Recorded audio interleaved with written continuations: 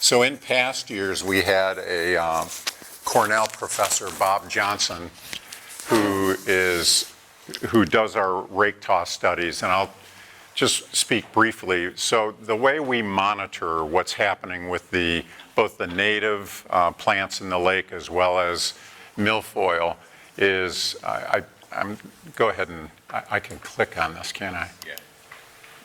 Just left. It's not working. There you go. There we go.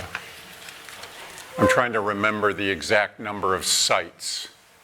I know it's over 300 sites on the lake that get monitored, and they call it the Rake Tah Study because literally they're on a boat, they toss a rake into the lake, and they bring those plants up onto their boat, and they actually count what species, including milfoil or frog bit or whatever is collected in the rake, and then coming up with a number. And usually it's whether it's a medium abundance of milfoil, and that's what these are here, or a dense abundance. These stars up here are the treatment years. And 2009 and 2010 were years that the whole lake was not treated, but either the north end or the south end were treated.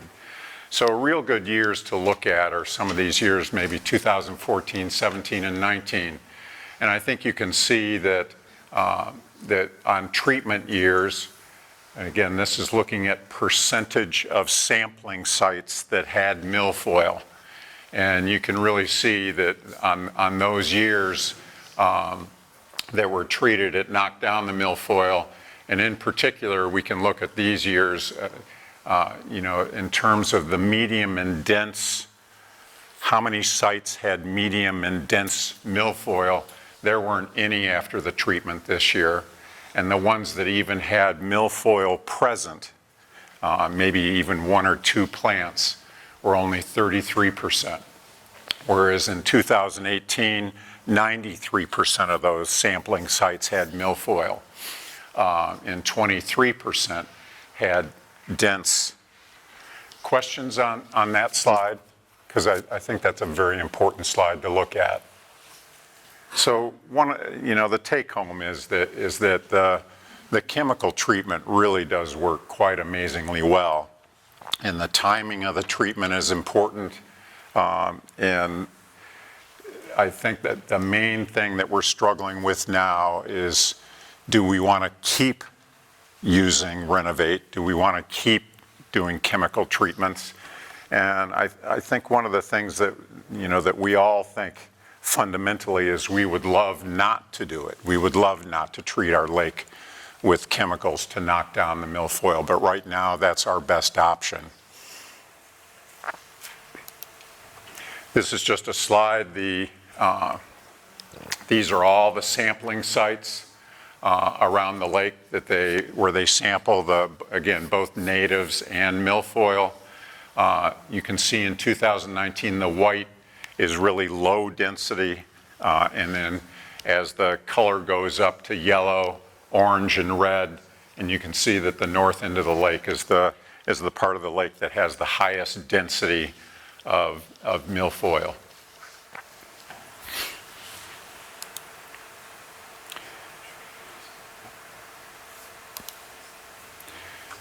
Bob Johnson always likes to comment, and wish he could be here today, but he gave me a crash course in how to interpret all this stuff.